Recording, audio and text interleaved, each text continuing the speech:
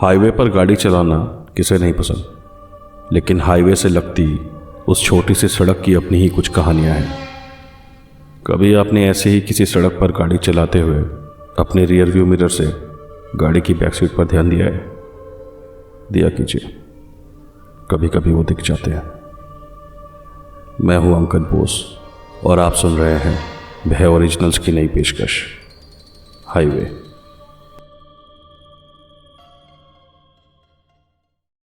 शुक्रवार की शाम थी और सब ऑफिस से जल्दी निकलने की तैयारी में थे।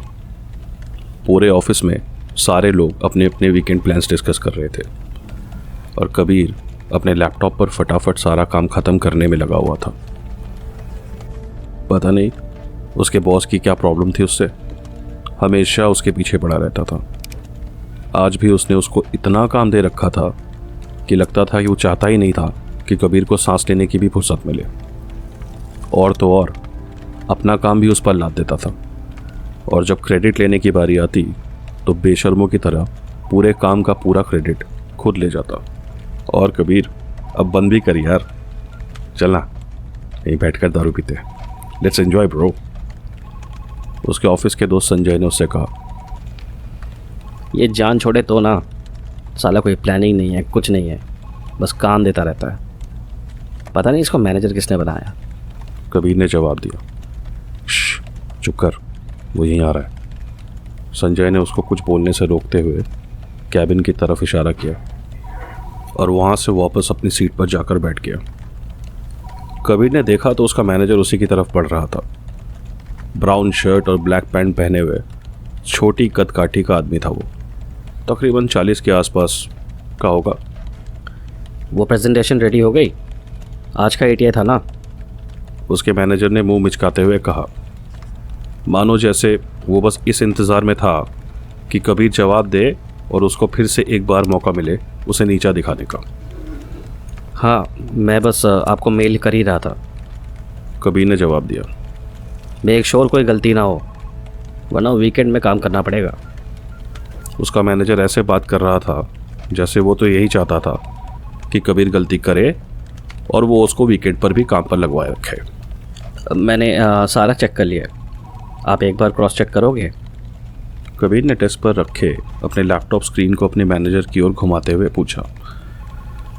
नहीं, रहने दो, मैं बाद में देख लूँगा। जाने से पहले मेक श्योर की प्रेजेंटेशन एकदम तैयार हो। उसने कबीर से कहा और वहाँ से जाने लगा। मेरा बस चले तो इसी प्रेजेंटेशन की बत्ती बना के तेरी। कुछ कहा तुमने? नहीं तो। 1 मिनट के लिए कबीर को लगा कि उसके मैनेजर ने कहीं सुन तो नहीं लिया, पर शुक्र था कि उसके मैनेजर को उसके दिल से निकली हुई आवाज़ सुनाई नहीं दी थी, वरना उसका वीकेंड ही नहीं उसके जॉब की भी बैंड बज जाती। मुझे मेल कर देना, उसके मैनेजर ने अपनी भौहें ऊंची करते हुए कहा और वहाँ से चला गया। अब कबीर की जान में जान आई। उसने फटाफट से आखिरी स्लाइड रेडी करके एक बार फाइनल रिव्यू किया और अपने मैनेजर को मेल कर दिया। फिर जल्दी जल्दी उसने टेबल पर बिखरा सारा सामान बटोरा और बैग में डालकर वहाँ से निकल गया, इससे पहले कि उसका खूंसट मैनेजर फिर से आके कोई नया काम थमा जाए। अब चलें दारू पीने। लिफ्ट के अंदर घुसते ही संजय ने एक बार फिर से कहा। कभी कभी मन करता है कि साले के गाल पर एक रख के दूँ, लेकिन फिर ये मैं इसकी याद आ जाती है यार।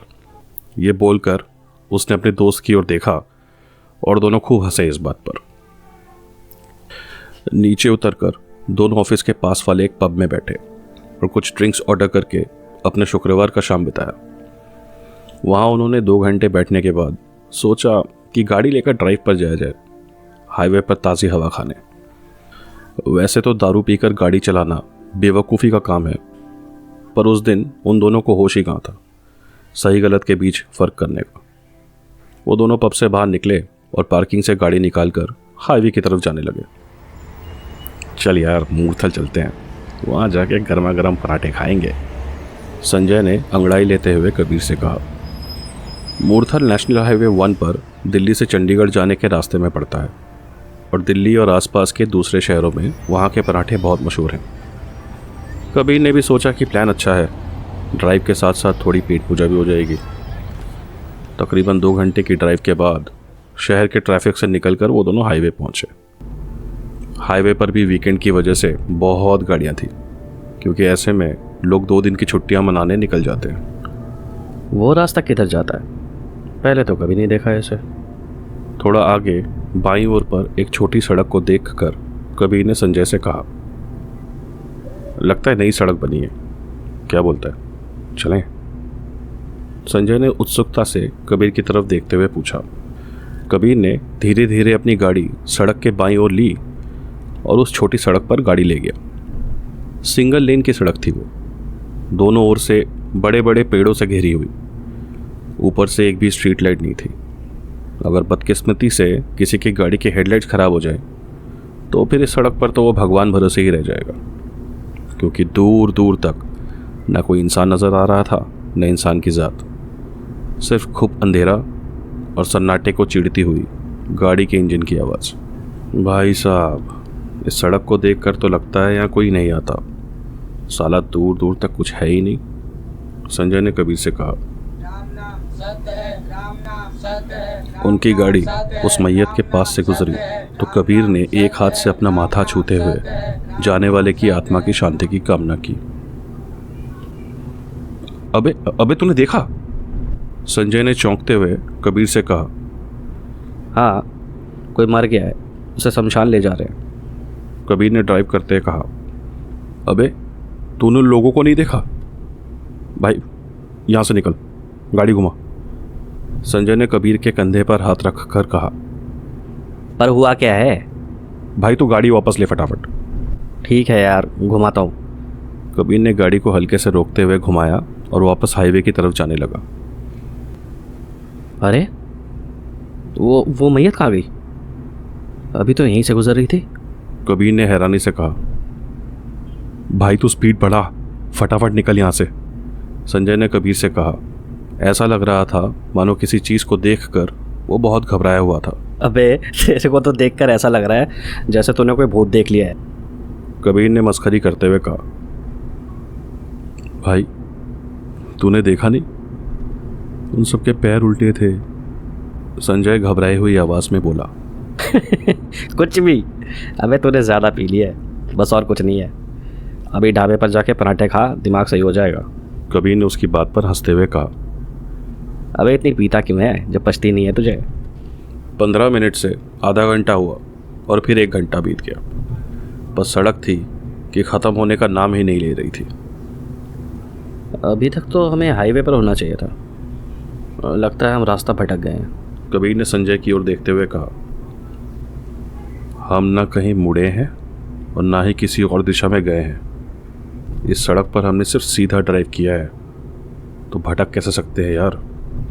संजय की बात में दम था, क्योंकि रास्ता तो सीधा सीधा था, तो फिर वो रास्ता कैसे भटक सकते थे? काला कुआं गांव। कबीर ने थोड़ा आगे लगे बोर्ड पर लिखे हुए शब्दों को पढ़कर कहा। उस पर दाएं जाने का निशान बना हुआ था। भाई एक काम करते हैं, राइट ले लेता हूँ, वो देख, शायद वहाँ हमें कोई यहाँ से निकलने का रास्ता बता दे। कबीर ने संजय को बोर्ड की ओर इशारा करते हुए कहा और थोड़ी दूर जाकर गाड़ी राइट से निकलती कच्ची सड़क पर ले ली।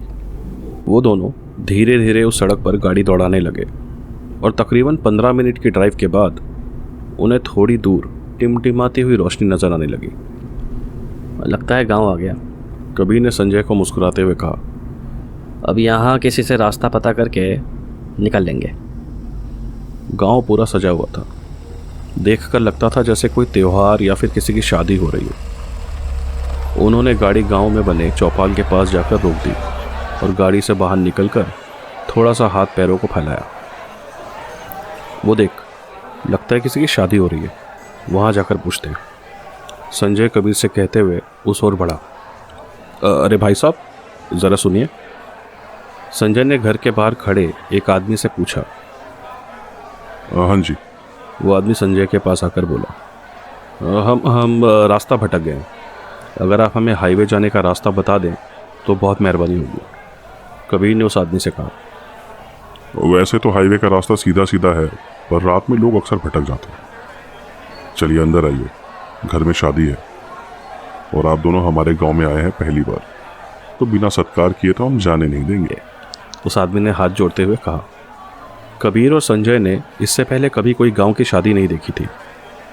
उन्होंने सोचा जाना तो है ही, और वैसे भी दोनों अनजान रास्ते पर कुछ नया देखने निकले थे, तो उन्हें लगा कि लगे हाथों गांव की शादी ही देख लें।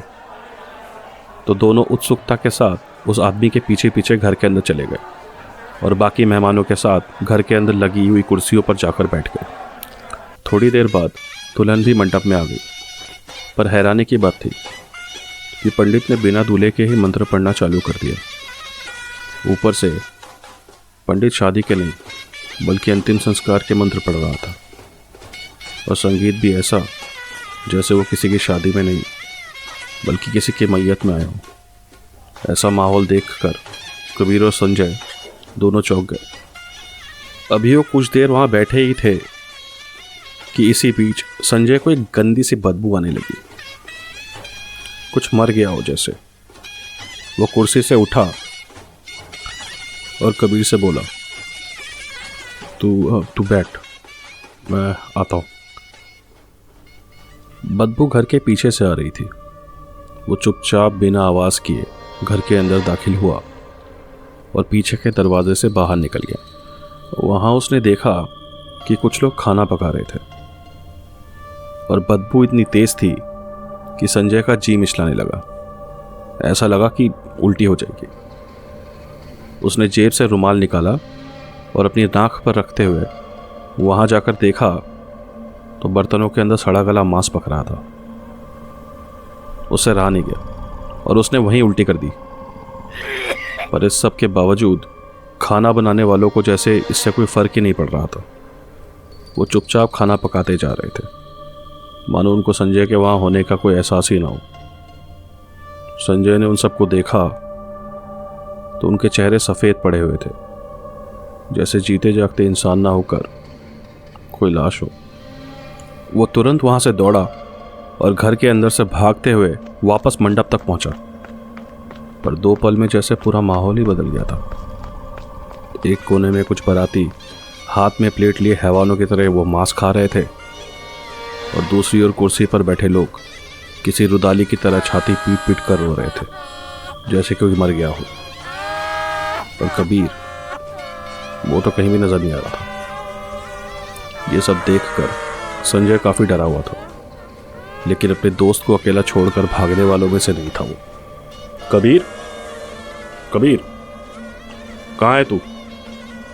संजय जोर जोर से उसको पुकारते हुए उसे ढूंढने लगा। अंदर बाहर कहीं पर भी नहीं था वो। संजय की बेचैनी बढ़ती ही जा रही थी कि उसकी नज़र मंडप पर गई। वहाँ दुल्हन के साथ दूल्हा भी बैठा हुआ था। उसके कपड़ों पर संजय की नज़र गई तो उसने हूबहू कबीर जैसे कपड़े पहन रखे थे। संजय ने पास जाके उसके चेहरे से सहरा हटाया तो कबीर ही था। वो संजय को देखकर मुस्कुराया और वापस से सहरा पहन लिया। संजय उसको झंझोड़ते हुए बोला, कबीर, पागल हो गया है क्या? उठ, चल चल यहाँ से। लेकिन कबीर को तो मानो सांप सूंघ गया था। वो बिना हिले चुपचाप वहीं बैठा रहा। और जैसे इतना काफ़ी नहीं था कि पंडित ने कहा, अभी वर वधु दोनों खड़े हो जाइए, मुखाग्नि का समय हो गया।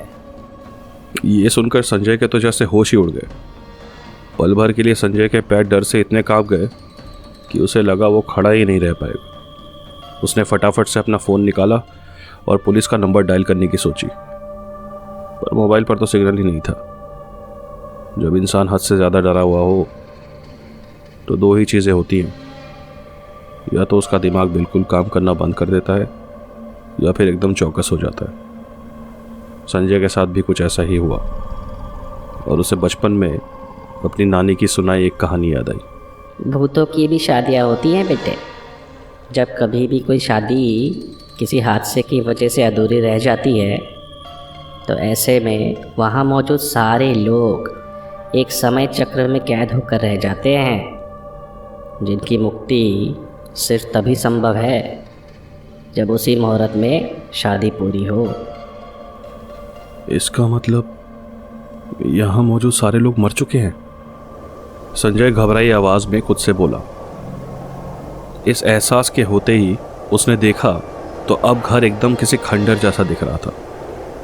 हर तरफ झाड़ियाँ और बची कुची टूटी फूटी दीवारों को देख कर लगता था कि आग में सब कुछ जल गया हो। ना कोई बाराती था, ना कोई दुल्हन और ना कोई पंडित। कबीर भी कहीं नहीं था, और तो और वहाँ पर कोई गांव भी नहीं था। चारों तरफ से टूटे फूटे से कुछ मकान और हर तरफ बस खंडर और झाड़ियों के सिवाय कुछ नहीं था। मुझे कबीर को ढूंढना होगा। ये बोलकर वो तेज़ी से गाड़ी की ओर बढ़ा और इंजन स्टार्ट करके गाड़ी दौड़ाने लगा। 15 मिनट तक पूरे काले कुआं गांव का चप्पा चप्पा छानने के बाद भी उसे कभी नहीं मिला। वो हिम्मत हारने लगा था कि तभी उसकी नज़र गांव के चौराहे पर लगी एक जंग खाई हुई नोटिस बोर्ड पर गई। उसने अपने हाथों से उसको थोड़ा सा घिसा तो बोर्ड पर शमशान घाट की ओर जाने का रास्ता लिखा हुआ था। संजय ने तुरंत गाड़ी दौड़ाई तो थोड़ी दूर जाने से उससे कुछ आवाज़ें आती हुई सुनाई दे रही थी। उसने गौर से देखा तो उसे एहसास हुआ कि यह तो वही मैयत है जो उसने और कबीर ने पहले देखी थी। तो क्या वो भी उस समय चक्र का हिस्सा थे कि आगे होने वाली घटना उन्होंने अपनी आंखों से पहले ही देख ली थी, या फिर उन्हें आने वाली मुसीबत से बचाने के लिए ऊपर वाले का कोई इशारा था जिसे वो समझ नहीं पाए थे। जो भी हो, सच्चाई तो यही थी कि रोते हुए उल्टे पैरों वाले वो लोग कबीर को अर्थी में लिटाए शमशान की ओर ले जा रहे थे, और उसकी दुल्हन उसी अर्थी पर उसकी छाती पर बैठे अपनी चूड़ियां तोड़ते हुए एक भूता हंसी हंसे जा रही थी। संजय को इस बात का एहसास हो गया था कि उसका दोस्त अब जिंदा नहीं है। संजय ने नम आंखों से अपने दोस्त के साथ बिताए पलों को याद करते हुए अपने आंसू पोंछे और वहां से निकलने की सोची। वो और कर भी क्या सकता था? अगर वहां रहता तो शायद उसका भी वही हाल होता। उसने गाड़ी घुमाई और हवा से बातें करने लगा। गांव की कच्ची सड़क से होते हुए वो वापस उसी छोटी सड़क पर आ चुका था जहां से वो काला कुआं की ओर मुड़े थे, और तेजी से एक सीध में गाड़ी चलाई जा रहा था कि किसी तरह हाईवे वापस पहुंच जाए। हैरानी की बात थी कि इस बार उसको कुछ दूर हाईवे नजर आने लगा जिसे वो कब से ढूंढने की कोशिश कर रहे थे। उसे देख वो थोड़ी देर के लिए अपना दुख भुलाकर मुस्कुराया कि अब उसकी जान बच जाएगी, कि तभी रियर व्यू मिरर से गाड़ी के बैक सीट पर उसकी नजर गई। अपनी भाभी से नहीं मिलेगा।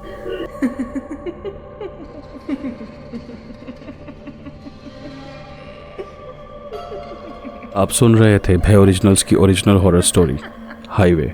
चैनल से जुड़े रहने के लिए और आगे की कहानियों को सुनने के लिए मेरे चैनल को सब्सक्राइब करना ना भूलें, और अगर आपको ये कहानी पसंद आई हो तो प्लीज़ एक लाइक कर दें। मिलते हैं अगली कहानी पे।